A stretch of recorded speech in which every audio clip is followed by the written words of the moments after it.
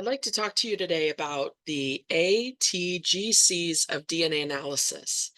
And most of us are aware at this point that A, T, G, and C are the base pairs that make up DNA strands.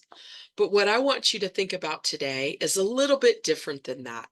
I want you to think about different ATGs and Cs, assumptions, thinking analytically, guesses or hypotheses, and conclusions.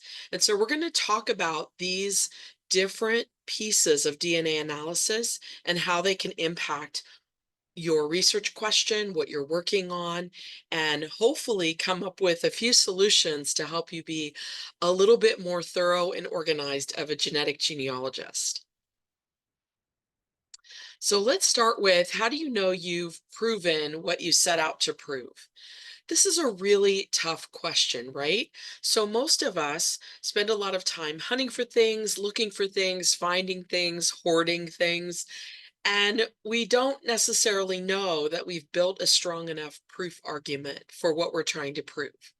So we're going to talk a little bit about how you can implement the genealogical proof standard into your daily work, how you can avoid those assumptions that prevent your progress, and learn to think more analytically about hypotheses and conclusions. So, what's in your way of making yourself successful in your genealogical pursuits? Not only your DNA ones, but your traditional ones as well. Well, we have this dueling problem, the opposite mindsets of tightly held beliefs and scientific method detached from the scientist. So, let me explain for a minute. We've probably gone through some of the most polarizing times in history in terms of politics or religion or pandemic or any of those kinds of things. And people have tightly held beliefs. We have those when it comes to our DNA and our genetic genealogy analysis as well. I know I'm right. I'm sure, there are things that people say that really tip me off right away that they have a tightly held belief. What I'd like for you to think about is moving more towards the scientific method, which is detached from the scientist. So we are not actually trying to prove out what we think is true. We're actually looking at the entire body of evidence. We develop hypotheses, we test them, we pitch them, we try a new one. So it's really more of a trial and error than what a lot of us are used to. And so I think that's something that helps in your mindset if you want to make progress in your genealogy. So, how difficult is it to remove ourselves? It is so hard to remove ourselves from our biases, our desire to be right. We right fight, but we have to do that. We really have to set aside what we're thinking. We know we're right, our tree's right, all of those things that we tend to do in defense of our own research. And we really have to think about, can we remove ourselves from that? Have you ever heard any of these? Now, y'all know that I do public speaking and teaching and institutes and all kinds of things. And I hear all the time things like this: my tree's right, yours is wrong. I hear this so often. And I mean, what can you do when someone says that? My tree's right, yours is wrong. Well, you know what? Yours might not be right. So let me give you an example. And now, I stopped years ago. I stopped fighting with people online whose trees were wrong. And let me just give you this one example. Um, when I was on Ancestry a number of years ago, it was probably in 2006 or seven, I started noticing that I was getting hints to my own death. I'm thinking, I'm not dead. I'm still here. What's this about? And I finally realized, there were a couple of people who had trees and then copied trees and then copied trees that had me deceased in 2004. The problem with that, of course, is that I'm not deceased. But the other problem is, that is in 2004 is when my first husband was deceased. in a motorcycle accident. And because of OCR technology and some of the reading of obituaries by computers, there was a misread of an obituary that had me listed as dying the same day that he died. And so people just copied and copied, copied. I guess they never really read the obituary. I'm not really sure, but that's my best guess. So I reach out to this woman who has me as dead in her family tree, and I just say, "Look, I'm not dead." And she's like, "Yeah, you are." So we go down this huge rabbit trail. Is Kelly dead? Is Kelly not? Well, glad to tell you I'm still here 20 years later, but this is the problem with arguing with people because they're so sure they're right. And so I don't argue with people anymore about errors in their tree. I just let that stuff happen. I've also heard people say, my shared match with 5 centimorgan segment is definitely from my seventh great grandfather or my fifth great grandfather. There is nothing really, really very little that's definite in genetics. There's a lot of fuzziness. There's a lot of randomness. There's a lot of fuzzy end behavior. There's so many things that impact genetic analysis. Not to mention the fact that a 5 centimorgan segment is a very, very tiny segment. And we'll talk about small segments in a little while. I hear a lot of times these ethnicity results are wrong because they're not showing what you think. Well, I can give you a really easy example or two from my family. My husband's German, second generation German.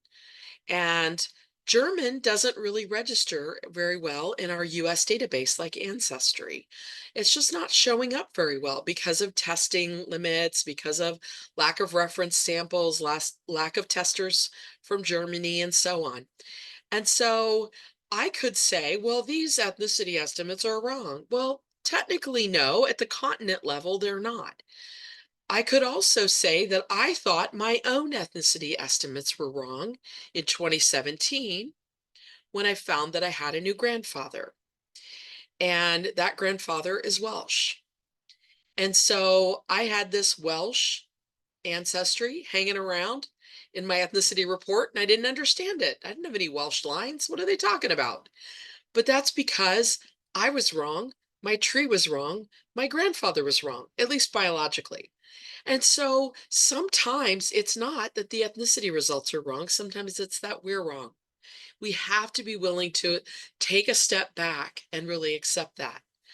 Um, the other thing that I think is really important is that we don't set things aside.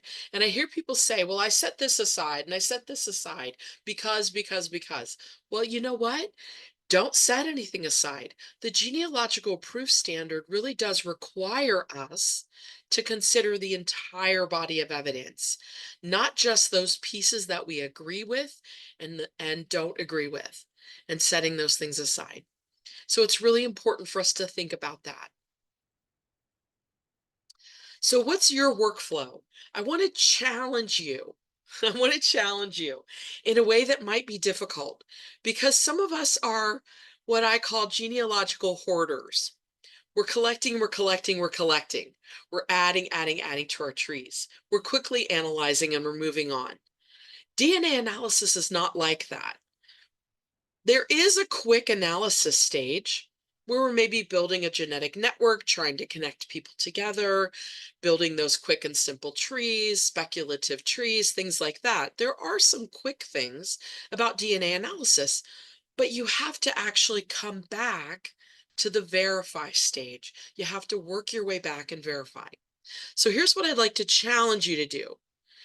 I'd like for you to still hoard, go ahead and hoard. I'm giving you permission to hoard, but slowly analyze. Caveat. It's really important that you caveat your conclusions, that you're thinking about things in terms of, here's what I know now. With what I know now, here's what I can conclude. That we're thinking about likely biological great-grandfather or highly likely. We're caveating our conclusions. We want to question what we're seeing. We've got to reconcile those conflicts. That, again, is part of the genealogical proof standard, is looking at those things that don't fit and reconciling those. And even if we can't reconcile all of them, at least addressing them in our research. And then we're constantly needing to learn more, right? Every time we turn around, it's like a full-time job to keep up with these testing companies and tools and new analytic techniques. And so we're constantly learning more. We need to add to this evaluating new evidence and revising our conclusions. We really need to consider when there's new evidence, evaluate that. When there's a new tool, reevaluate, revise our conclusions based on new evidence. That should all be part of our workflow. DNA analysis doesn't happen in a vacuum. You want to build your skills in traditional techniques because you need all of those traditional techniques in order to use your DNA appropriately. So what can you prove only with DNA? And that's identical twins. That's really literally the only thing that you can prove with DNA. Everything else needs at least one other piece of corroborating evidence. So this is a picture of my identical twins, and they're 36 years old now. I don't feel that old, but they are 36 years old.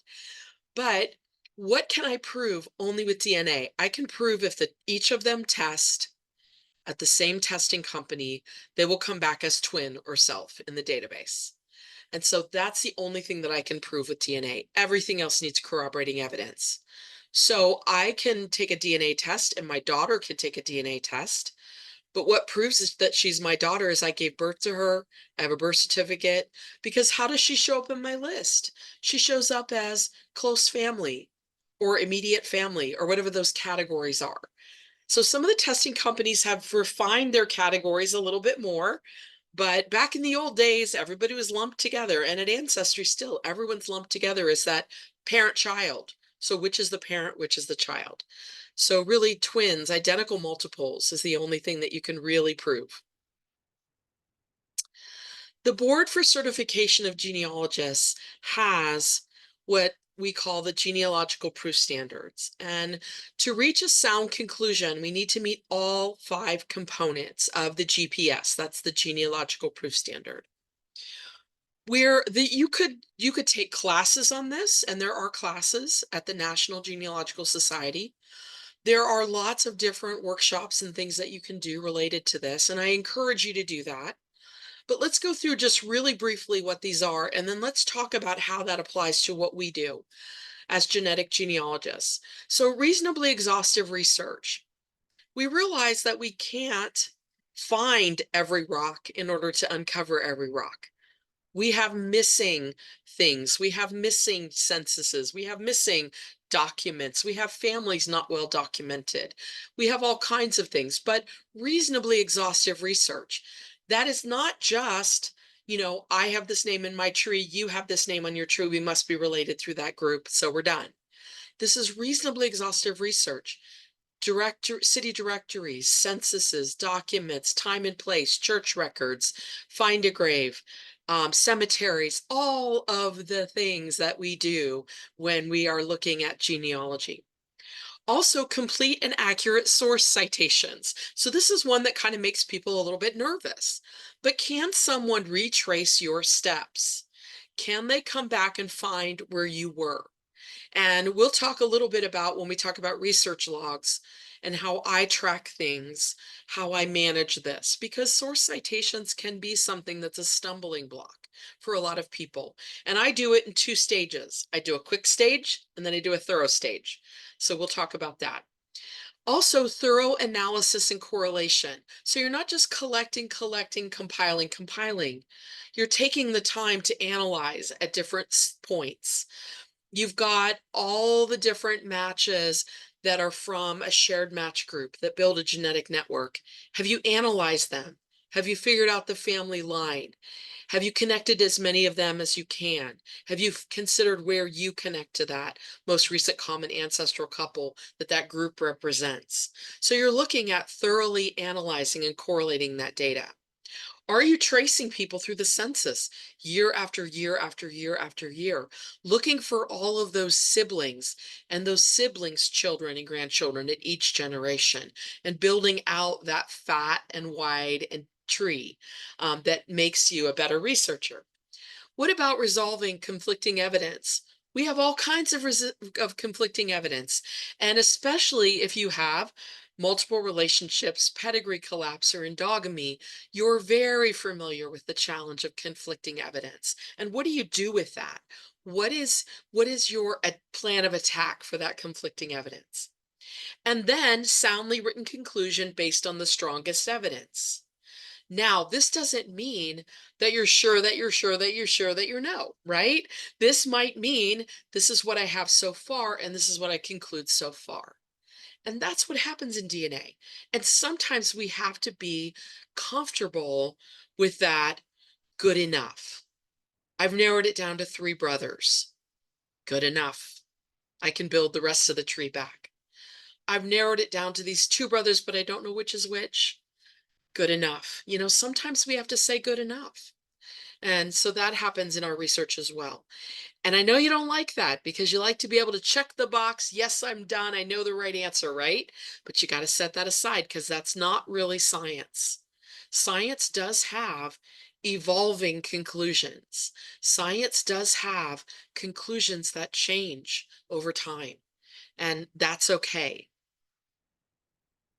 The genealogical proof standard treats DNA as a record. It's just another record set. Your match list is a record set. Your ethnicity report is a record set. So if you think about it that way, it's going to really help you quantify and qualify what you're writing about. So think about those things as record sets and that you need to document them. Document your match list, document their trees, document how you're related to someone else or what the testing company is saying the probabilities of relationships are. So think about that as you're moving through your match list. And what's reasonably exhaustive research in genetic genealogy? Well, the ground is always shifting, right? There's always a new DNA match that comes in, there's a new tool that comes in. So reasonably exhaustive research really means for the moment. We've looked under every rock that we know about. We've looked under every rock that we have, but a new rock may appear. And so we have to be very comfortable with new things being revealed. One thing that I think people aren't considering and that causes them to have a shortfall in their analysis is the concept of positive and negative analysis and evidence. And so I want you to think about who is in your match list. We get so excited when we look at our shared matches and we say, oh, that person matches my mom and this person and this person and this person. So I know who that person matches and I know who they are and blah, blah. We kind of do that quick look, which we have to go back and do a longer look. But who's in our match list is important, but who is not in a shared match list can be just as important. So if I am looking for a biological grandfather and I have first cousins who are not in the match list with this network, what does that tell me? Well, maybe it tells me that they have a different grandfather than I do, and we're not full first cousins. So who is there and who is not there are both pieces of evidence. And don't disregard those and don't overlook those. Those are both very critical pieces to be thinking about. Also, who is in a particular genetic network of matches and who is not. Those are important pieces as well. And who's included as a paternal candidate or a most recent common ancestor and who is not. And sometimes with this last one, with paternal candidates in particular, we forget to think about the unknown son of someone who could be a paternal candidate. So the answer might be a misattributed parentage followed by a misattributed parentage. And sometimes we forget to think about that. So those are things that can trip us up in our research. But the positive and negative evidence and our analysis of that is crucial to making progress. So are you derailing your own genealogy? A lot of us do this and we're not even aware that we're doing it. So let's talk about those assumptions. So we're going to start with that letter A, assumptions. So I hear oftentimes, I found a most recent common ancestor between my match and myself, and I'm done. I figured it out. Well, maybe, maybe you figured it out, but what if you're related to someone in more than one way? So you've partially figured it out. So anytime that we share more than one segment of DNA with someone else, we have the possibility of sharing more than one most recent common ancestor with someone else. So if I share 400 centimorgans with someone over 15 segments, I could be related to them in multiple ways because there are 15 segments that build to that 400 centimorgan shared match, but I could be related to them in 2 ways or 3 ways or 4 ways. And those of you who have endogamy are very familiar with this. But a lot of us who have pedigree collapse or multiple relationship are not even considering that. We find the relationship, it's within the centimorgan range, we're done, right? So think about that. You might be missing something. My match and I share a surname, so I'm done. No, no, no, no, no. Now, I don't hear this one as often as I used to, but it was a common thing. Well, I'm a Reed, you're a Reed, we must be shared matches through the Reeds. Well, maybe, maybe not. Or maybe you're shared matches through the Reeds and another line. So you need to be always looking for those multiple relationships. Also, one that stumbles and trips people up a lot is I know these cousins in my list, so I don't need to verify who they are. Wrong, wrong, wrong, wrong, wrong. Even those cousins that you have Sunday supper with, even those cousins that you see every Thanksgiving and you talk to on the phone, verify their genetics versus their genealogy.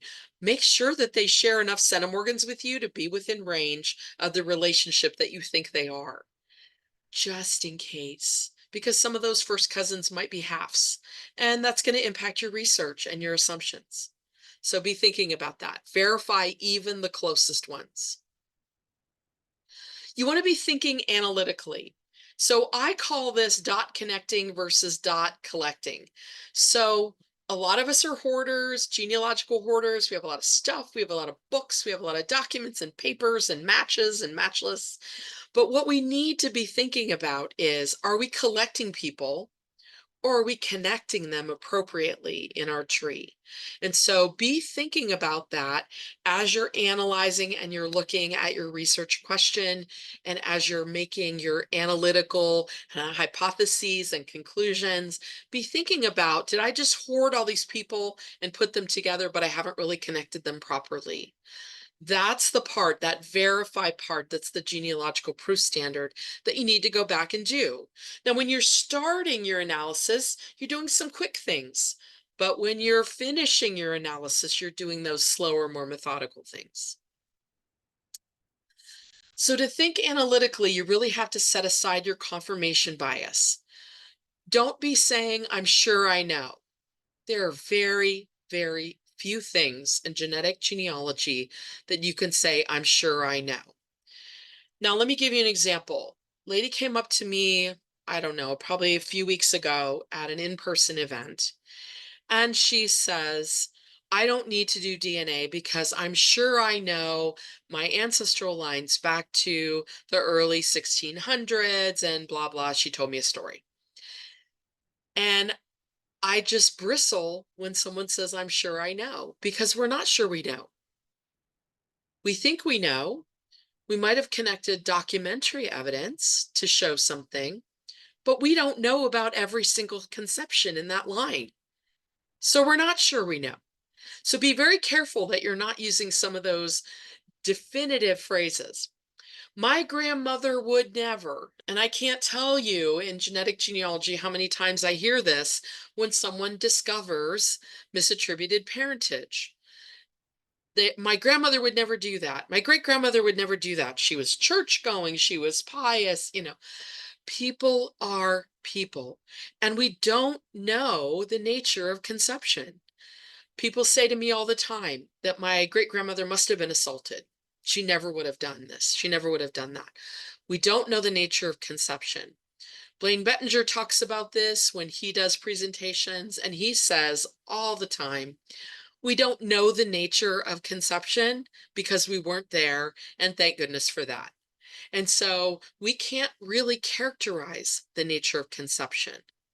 In my father's case, I don't know whether his mother had a consensual situation, whether it was non-consensual, whether it was an assault. I don't know.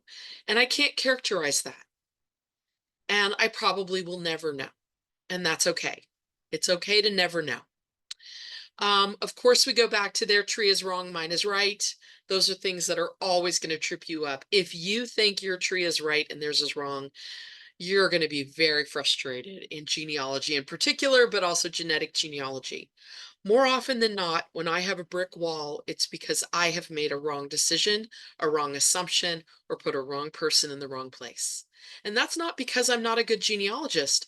I consider myself a pretty good genealogist. But it just means that maybe I've conflated two men, same name, same time, same place. So mistakes happen, and we have to be willing to say, you know what? I was wrong about that. Genetics is full of ranges, fuzzy behavior, mutations, fuzzy end behavior of chromosomes, plenty of things to caveat. So please try to set aside those definitive statements that are going to trip you up and keep you from really discovering what's true. So what did you dismiss? I love this article that Tom Jones wrote many years ago, and Blaine Bettinger posts this in his Facebook group, the Genetic Genealogy Tips and Techniques group on Facebook. Often, every year or so, he's posting something about this. And Tom Jones has this article that's called The Perils of Source Snobbery, that many of us consider certain sources to be more valuable and important and other sources to be not valuable and not important, so we exclude them and we set them aside. And we need to really be thinking about body of evidence. We don't want to exclude or dismiss a source and then potentially miss something important.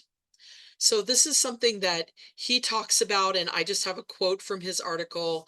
Genealogists who categorically disdain certain sources, that's the snobbery part, risk overlooking the information they seek or references to that information, thus blocking their research. Genealogists who categorically trust preferred sources risk accepting incorrect information, also blocking or sidetracking their resource. In contrast, effective family historians, and that's what we want to be, consult and assess all sources, regardless of type, that may help answer their research questions. They exclude no potentially useful source, and they trust no unverified source. And it's a perfect categorization of what we should be doing and a characterization of what we should be doing as good genealogists. So I love that. Go look up that reference for Tom Jones about source snobbery and read about it. It's fantastic. So what's a hint versus what's a clue? This is something that trips us up all the time. So I want to talk about this in the framework of guesses or hypotheses. So understanding what's a hint or a clue is important, and addressing everything in your research is important. So on the left here, you'll see 23andMe's family tree. Now 23andMe's family tree, if you have a kit there and you've tested there is this tree feature that is solely based on genetics. It's not based on family trees. It's not based on input of anyone else's family trees. And so you can change this, you can modify it, you can make corrections to it. But it's a node tree. So it starts out with just nodes, and then you start to add information as you build in your analysis to how particular folks are related to you. But this is a hint generator. It does not generate a tree for you. Maybe sometime in our lifetime, a tree will be generated for us, but not yet. Address everything in your research. So if you use 23andMe's family tree, then address that in your research. I looked at this. I looked to see what they were speculating. Also, through lines. We've got through lines at Ancestry, and it's an amazing tool, but it's a tool and it's a hint. It is not a conclusion. And sometimes it can be used as a hypothesis, but you need to actually verify that it's correct. If you have any familiarity at all with through lines, you know that it's using information from your tree, which could be wrong, And then it's using information from other people's tree, which could be wrong. And so there's some possibilities for some wrong things there. And as more and more people copy each other in trees, it's more and more wrong information sometimes. So it really requires analysis. My Heritage has this wonderful, how are people related to you, theories of family relativity, all those kinds of tools that take what you know on the left and what someone else is as a match on the right and tries to connect them together to show how you possibly could be related as cousins and how they determine whether or not you're third cousins once removed or fourth cousins or potentially fifth cousins. But what you'll notice is that there are a lot of different ways that you can be related to people given that span of centimorgan values, that range of possibilities. So this is just my tree, their tree possibility. You have to go in and verify this. It's a great starting point for a hypothesis of how Jared and I are related possibly to William and Hannah Todd, but it's not definitive. We have to go in and prove it. There are also hints that we get through our ethnicity estimates. And I think one of the best things that Ancestry ever did was use the word estimate with ethnicity because it reminds us it is not exact. It's not an exact science.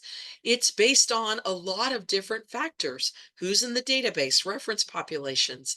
It's an estimate. Ancestry composition, DNA estimates and ancestry, living DNA ancestry estimates. All of those should be part of our research, but they're not used for a conclusion. They might prop up a conclusion. So for example, if you have two parents of a child and each parent has a very different ethnicity, one African, one European, one Asian, one African, then you can make conclusions based on that, but not in most circumstances for most of us. Most of us are looking at kind of a bland chart that shows us all as generally African or generally Asian or generally European. And so we have to be considering that when we're looking at our analysis. We need to take a look at it. We need to document we looked at it. But we also need to remember it's going to change, so we're going to have to update it, and it is an estimate.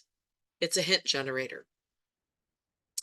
We also have other tools available to us now, like side view and DNA communities, and of course, Family Tree DNA has my origins. These are all hint generators, not conclusions. They add to your body of evidence. They do not necessarily give you pieces of evidence that make your conclusion true, especially if that's all you're using. So body of evidence, you want to think about lots of different data points. Tree hints are another thing that are the good news, bad news, right, of searching. So I use this program called Family Tree Maker software. Love it. It gives me those shaky leaves from Ancestry, but it also gives me family search hints as well. That's what the blue boxes are. And so I get both of those in Family Tree Maker software. It's amazing, but they are hints. I need to verify. I need to work on them. I need to prove them. So there's a lot of work to do. Those are hints. Small match roulette. Let's talk about small matches for a minute. So 7 centimorgans. 7 is the biological cutoff, the 50% mark, where half of your matches are true and can be tied back to a most recent common ancestor, and half of them are false or cannot be tied to a most recent common ancestor or ancestral couple. They just tie you back possibly to a biogeographical region. So let me give you an example of that. I can have a 7 centimorgan match that leads me back to a common ancestor with someone else. But I also can have a 7 centimorgan match that means that I'm Irish or means that I'm Scottish or Filipino or Jewish. So that's 7 is the tipping point in autosomal DNA. Around 20, 15 to 20 is the tipping point for X DNA. So you want to make sure that you're not placing too much weight on small segments. Now, there's a lot of debate in the genetic genealogy community, and especially people who do a lot of work with segment analysis about this. And so you'll see a lot of different opinions, but the biological fact is that 7 is that autosomal cutoff for where those matches are going to be half true, half false. So just remember that when you're assigning weight to that data point of sharing 7 centimorgans or less with someone. So let's talk about guesses, because our hypotheses can be impacted by lots of things that happen in our match lists and lots of things that happen in our specific family. So if we have in our family, for example, most recent immigrant ancestry, that's going to impact some of our analysis. So my husband, I've mentioned, is a second generation German immigrant family. There are very, very, very few close matches in Ancestry's database, but lots of higher matches in MyHeritage's database. And so recent immigrant ancestry impacts him because in one database he has very, very few matches, and the other database he has lots of matches. And it just has to do with the populations in each database. That impacts the hypotheses that I can draw in different databases about his family. Endogamy is always going to impact your hypotheses. If you have endogamy or pedigree collapse or multiple relationships, any of those 3 scenarios, but particularly endogamy, you're going to struggle with your hypotheses because they're going to change and change again and change again, because people can appear closer than they are in your match list. So they can appear to have kind of that double dose of DNA, from being related to you in more than one way, or 2 sides of your family that are closely related. And so people are like closer than they should be in your match list. And so that can impact your analysis. Those things take some specialty skill sets to learn how to deal with. In forming hypotheses, you want to make sure to write them down. Write down what your hypotheses are so that you can go back and change them. Be willing to reevaluate new data. New matches come in. If you need to set a calendar reminder, I do this. I set a calendar reminder every quarter. So every quarter of the year, every 3 months, to download my match lists at the companies that allow that, so that I have a new, fresh set of match lists and I can evaluate new matches. But I also set quarterly reminders to myself to go looking for some first, second, third cousin matches that have added to my list that I didn't know were there, or some new trees that have been posted, or someone new who's tested. So I'm always doing that evaluation, and I set calendar reminders to remind me to do it, because otherwise a year goes by and then I'm like, oh gosh, I haven't even looked at that in so long. Reevaluate the new data every time the ethnicity estimates update or the communities update. So those kinds of things should prompt you to evaluate new data. Practice agility in revising or tossing your hypotheses. Most genealogists that I've encountered are either very rigid or very agile. I don't see too many in the middle, right? So I want you to work on, if you're one of those rigid types, I want you to work on agility. I want you to work on writing down your hypotheses and then saying, that one's not going to work. Next. And what's our next one? Or writing down 3 or 4 and trying to prove or disprove 3 or 4 hypotheses. So think about more like a scientist. Remove yourself from the scientific process. That's my challenge to you. So let's talk for a minute about conclusions. That's our 4th letter that we're going to talk about today.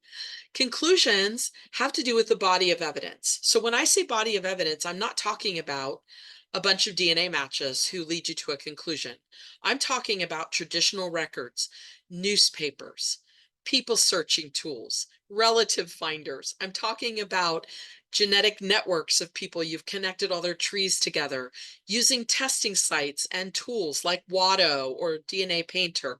Body of evidence, lots of things, censuses, documents, city directories, those things that bring people to what you need for conception. Same place, same time. So body of evidence helps you with that. Confirmation testing is sometimes necessary when you get to the point in your conclusion that you're like, I think I've looked under every rock. I think I've connected as many people as I can into networks Now what? Well, maybe you need to find someone to confirmation test. Maybe you have three brothers who could be the grandfather, and you need to find a descendant of one of them to test to confirm which man it is. Those kinds of confirmation tests happen in our autosomal DNA, but also in our Y-DNA, our mitochondrial DNA. So don't forget to layer in confirmation testing of Y-DNA lines and mitochondrial, those patrilineal and matrilineal lines that can help you with your analysis. Also, don't forget the support that's offered by phasing. So if you're not familiar with phasing, there's lots and lots of research out there and webinars and things about phasing. You could do phasing with segment analysis. You can phase your grandparents. There's a lot of different virtual phasing, visual phasing, lots of different things that you can look for there. But when it comes to phasing, if you have a parent and a child in the database and you match someone that your parents, neither one match, then it's likely a false match. So those are the kinds of things that you can use in your body of evidence. So if I have a 5 centimorgan match that matches me but doesn't match my mom or my dad, then that's likely a false match or a biogeographical match that just takes us back to Wales or takes us back to the Philippines. So it's something to be thinking about if you have those parent-child relationships. Now, you may not. So some of us don't have parents who've tested in the database, but use that when anytime you have access to parent-child kits, and you can look at, does the child have a match that the parent does or does not have? It goes back to that positive and negative evidence. So you can use that phasing to kind of give more weight to matches if they're matching parent and child both. Tools are tools. They aren't replacement for analysis. And Diane Southern talks about this a lot. She talks about tools don't replace our brain. So we have so many tools, so many things available to us. We're extremely grateful to the testing companies, to these third-party sites, to Johnny Pearl at DNA Painter, to the new Banyan tool that's been developed. We're working so hard on learning all of these tools. But remember, they don't replace our brain and our analytical thinking. The tool does not give us the answer. The tool gives us something to evaluate to determine the answer. Can't say that strongly enough, because people ask me all the time, I've done this, I've put this into the Watto tool at DNA Painter, and it tells me this is the highest probability, so that's the answer. Not necessarily. Watto is based on what you give it, what information you input. And if you haven't input the correct information, you're not going to get a valid output. You always have to be thinking about the tools are just an analytic tool, an analytic tool to help you in your analysis. The art of the caveat. This is a really important thing to keep in mind as you're moving forward and progressing in becoming a better genetic genealogist. There's a reason why professional genetic genealogists have errors and omissions insurance.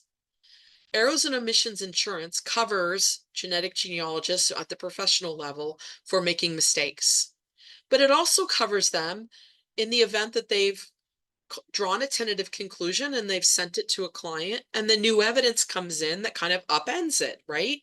And so otherwise people would be coming back and saying, well, you were wrong, I want my money back or whatever. So we have, as professional genealogists, errors and omissions insurance. Forensic, people who work in the forensics field, investigative genetic genealogists have errors and omissions insurance as well. So there's a reason for that. The reason is the caveat. The reason is the evolving conclusion. The Latin origins of the word caveat is let him beware. I don't know about you, but I took Latin in school. It's been very useful in biology. It's been not so useful in talking in Spanish with my bilingual grandchildren. I'm trying to learn new languages, but I'm old and I'm having trouble with that. But from Latin, I do try to pull Latin in once in a while just to remind myself that I learned it for a reason. But Latin origins of the word caveat is let him beware. So these are words that kind of give us pause, that make us think, and that gives us also kind of the out that we could be wrong and we might need to change. So these are words that I commonly use in my writing. We can reasonably conclude. This is the likely grandfather. This is a possible great-grandfather. This is a potential paternal candidate. I want you to be thinking about sliding some of those caveats into what you're using and saying and announcing as your conclusions. So how can you organize and build towards a conclusion? So we're going to talk just a little bit about a research report, research log, running log, lots of different names for it. But let me tell you about Stinky and Dirty. Now you probably are going to be like, what? So Stinky and Dirty is one of my grandson's favorite shows. He's 6 years old, and we've been watching Stinky and Dirty since he was, I don't know, it's an Amazon Prime show. We've been watching it since he's probably about 2. And Stinky is a garbage truck and Dirty is a backhoe, and they try to solve problems. So Stinky and Dirty, in this one episode called Down Under, find themselves in this construction site and the ramp is broken and they can't get out. But the whole premise of the show is problem solving and what if? What if we try this? What if we stack up the cans? Can we get out? What if we stack up all the trash in the back of the trash truck? Can we get out? What if we try to build a ramp? Will that work? So the whole premise of the show is problem solving and what ifs. And they even sing a song about what if, what if, what if. And it's really a cute show. But I want you to be thinking about how can you apply that kind of logic of problem solving and what if thinking to work your way out of some of those brick holes or maybe pits that you're in terms of your genealogy. So let's talk briefly about a research report. I have a lot of webinars that I've done on research reports, and one of them was last year, a recorded webinar for Roots Tech. And so if you really want to learn more about how to write a research report or research log or a running log to keep track of what you're doing, that's a good place to go. We're not going to redo that whole talk here, but go to Roots Tech or Family Search and go through their archive and you'll find it there. But a research report's an organized, methodical place to keep track of your research question or your project. It's centered around a question, and you can really up your game by doing this. And I do a research question for every single question that I have. And I do a research report or research log. Now, it's not a formal report. So before you're thinking, oh, this is going to be just like 10th grade English, if you like 10th grade English, good on you. But most of us, struggled a little bit. We're more math and science nerds. So it's not a formal report by any means. Now it can be, but it doesn't have to be. So I want you to be thinking about first, before you start a research log or running report or running log, it's important to kind of pause and think.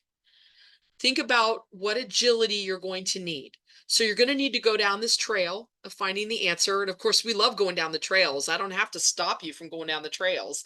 I just have to slow you down when you're on the trails. But don't be afraid to revise your plan and go another way. To chuck that plan and think, you know what? That's probably not the right answer. And I've written it down so I don't do it again. And I'm going to go this way instead. So agility is really important. Also analyzing the testing that you need, the documents you need, the record collections you need to solve a problem. So I help a lot of people with their DNA research at my job at Your DNA Guide as a coach and in education over there. I don't do private client research, so don't email me about that. I love you, but I'm not going to do your research question for you. But when you consider what testing you need, many times people come to those coaching sessions or they ask questions and they've done blah, blah, blah, blah, blah, blah, 100 things, but they're actually not using the test that would give them the answer the soonest, or possibly give them the answer sooner. So for example, they've done a lot of autosomal DNA, a lot of work at Ancestry, but they haven't really considered that they're looking for a patrilineal line of great-grandfather. And they've got a son to a son to a son to a son who could Y-DNA test and get you in a surname project or a project at Family Tree DNA and possibly get you an answer a little quicker. Maybe not. It doesn't always work that way, but we need to pause and think about what kind of DNA testing and which testing company maybe is appropriate for us to use. So those are the kinds of things that will save you a lot of time. So the benefits of a research report is it's a roadmap map of what you know and what you learn, sort of like a travel log. So those of you who write diaries or things like that, very similar process. It contains those sources and citations in one location. And again, when I do this, I do quick citations and then I come back and I do full citations. So it's a two-part process. You can share. So if you find someone whose eyes don't glaze over because you're talking about genetic genealogy or genealogy in general, and they say, "Hey, I'd like to work with you on this." You've got something immediately that you can send to them and say, "This is where I'm at. Where are you in this?" And it's an excellent way to collaborate with cousins. And then you can track everything to pick up where you left off. Because I don't know about you, but sometimes I forget where I left off and I don't want to retread and I've got limited time and I want to make progress. And so that's why I use research logs and research reports. So you can find samples at BCG. And I know that those of you listening to this online don't have a handout, but BCG, APG, Record Click, and Family Tree Magazine are the 4 places where I have found lots of great samples. So pause the video, go Google those and see if you can find some research reports there, or watch the prior presentation that I did for Roots Tech 2023. So don't be afraid to make it your own, because there are 5 F's that spell failure. You forget your own style and workflow.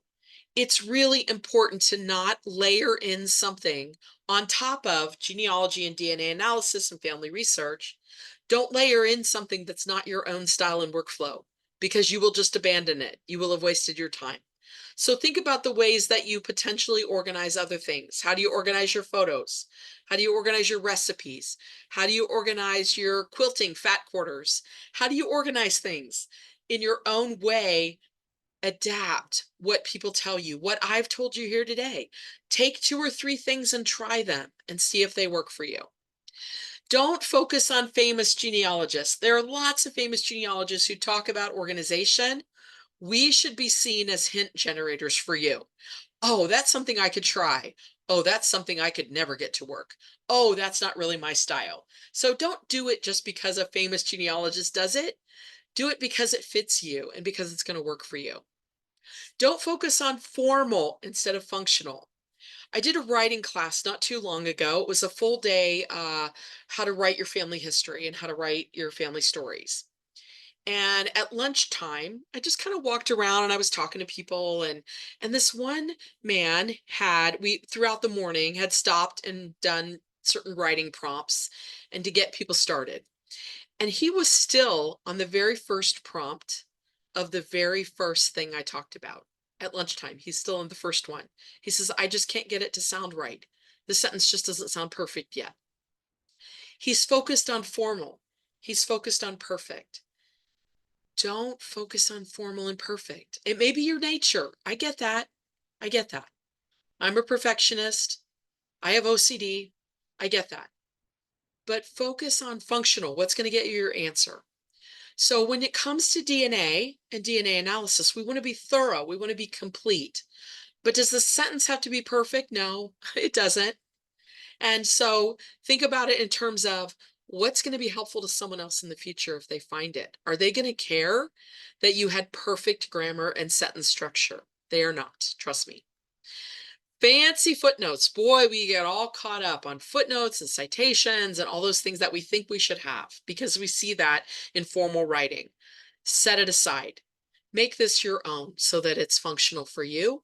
And the final F of failure is failing to start. Sometimes we just get so overwhelmed we fail to start. So think about this in 2 stages. And Drew Smith has written and talked a lot about organization, and I quote him on this, loosely, paraphrase him on this, but he talks about how organization you need to see in 2 chunks, okay? Starting today, what am I going to do differently and organize? And then looking back to what I already have, how am I going to do that maybe in projects? How am I going to work on what I already have done? So don't see it as this enormous amount of things to organize. Think about today. What am I going to do with my photos today? What am I going to do with my DNA list today? So you can go to your DNA testing sites. You can download your match lists at the companies that allow that. And that can be the one thing that you organize today. Okay, so think about what can I do today and moving forward.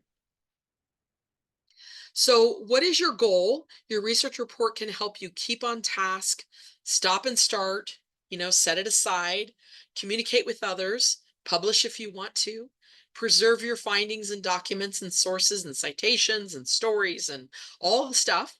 And for me, it's less formal, it's a stream of consciousness. So, I'm going to give you an example here of what it looks like.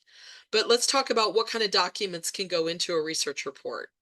Can someone else follow what you did, and can someone else replicate what you did? So the flow of the research report, I want you to just take a picture of this because we're not going to go step by step through this. But when I think about what is the problem I'm trying to solve, if I'm trying to solve an unknown paternal grandfather case, here are my sections. Start with known information. Summarize what I know. Is ethnicity useful? And this is the list. So take a picture of this and come back to it later because this is just the list for paternal unknown grandfather. This is not necessarily the list for all the different questions we have, but that's part of that stop and think and analyze and what do you need to solve the problem. Explain your sorting. If you have done sorting of your match list, either using leads method, using dots, using clustering, using a tool, explain what you did and what genetic networks you have. So if you did the leads method and you have 4 networks and one's paternal, one's paternal maternal, and so on, describe how you found them. If you did the leads method, describe how did you sort this list? How did you determine which group belongs to potentially which ancestral line and so on? Explain that. If you did clustering, explain that. So this is my mom's clusters at MyHeritage. And if I want to study the red cluster, for example, I take a screenshot of this and I put it in my research report. Now I include the names. I've kind of redacted it a little bit here so you don't necessarily know all the names, but I include all the names and who's in that list. And then I actually make a list of who are the 11 people that are in that red cluster. And I go check them in the chromosome browser. Now at MyHeritage, you can only check 6 at a time. And I'll just give the disclaimer that sometimes things don't work and sometimes things do work and blah, blah. So we'll just go with that. But the red cluster, I go through these and I'm looking for these people that share that segment. And that segment leads us back to a common ancestor. So I'm explaining this in my report or in my research log. And I'm doing screenshots. I'm also making a lot of charts using the matches and how they're related to me and try to work on answering a question. And so I will diagram it out using something like Lucid Chart or in Word, Smart, what's it called? Smart, it's called Smart something. But they have a tool that you can use that you can generate kind of these family trees and make trees and connect people and draw lines and move them around and delete them and reassemble them. And so I use Lucid Chart a lot rather than using some of the others, but there's a free side and a pay side. It's a great site. I screen grab these and I put these in my research log. I screenshot family trees. So if I'm working on William Washington Todd, who's my great grandfather, and I want to capture all the children of his that I know of, I'm looking for their children. So I'm looking for not only my grandfather is Shields Todd in that list at the left, but I'm looking at my grandfather's siblings to look for their children and grandchildren and great-grandchildren for my DNA matches. So I'm using some of these screenshots and I'm putting them in. I also do screenshots of other people's trees and I put them in because I never know if someone's going to delete their tree, remove their DNA kit, privatize their tree. So I screen grab stuff while I'm there so that I can come back later and look at it again. Sometimes I hypothesize relationships. So let's say I'm trying to figure out how this match over here on the left is related to one of my cousins. And where does my cousin fit? I will use what I call a visual hypothesis. So I will take the tree of the match, and I will identify all the possible men who could have been my cousin's grandfather based on this matches tree. So I will hypothesize that maybe my cousin is the grandson of William and the great grandson of George. Or maybe my cousin is the grandson of John and the great grandson of Janice. Or maybe my cousin is the grandson of an unknown son of Michael. So I've got kind of my hypotheses, but I've done it in a visual way so that I can start checking them off the list. Okay, well, I checked this one and that. I haven't found any unknown sons of Michael. I see that he only has daughters in the census. Maybe there's an unknown son that I don't know about, but it doesn't seem as likely that that's it. So I'm going to move on to John and Janice, and I'm going to work on that. So I've got this visual hypothesis. I'm writing this down. I'm including it in my running log. And really, it's just a running stream of consciousness. It's a Word doc. It's not anything super formal. Maps. How many of us love maps? Maps, maps, maps. But this is really helpful when it comes to family tree DNA projects, when you see that you belong to a project from a region. So how far is this place from that place? Is it possible that this could tie in some way to the search for an unknown great-grandfather or great-great-grandfather? I want to give you two parting thoughts here. Write it all down. Write it all down. The known information, your sources that you're using, your extracted or transcribed information, your hypotheses, your conclusions, your recommendations of what to do next so that you have a list ready when you have time to come back to it, or when you've got a cousin who's willing to work on it too. Write it all down. It's so important. Also, leave the case open. This is a pivotal piece. Leave the case open. A new match may come in. A higher sharing match could change or upend your conclusion. Targeted testing might be needed to prove that your conclusion is incorrect or correct.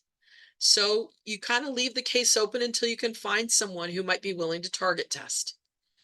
Your tree is more complete with time. As you work on genealogy, your tree is going to naturally be more complete, but you've got a lot of work to do to work on those siblings of your grandparents and their children and grandchildren, the siblings of the great grandparents and the children and grandchildren.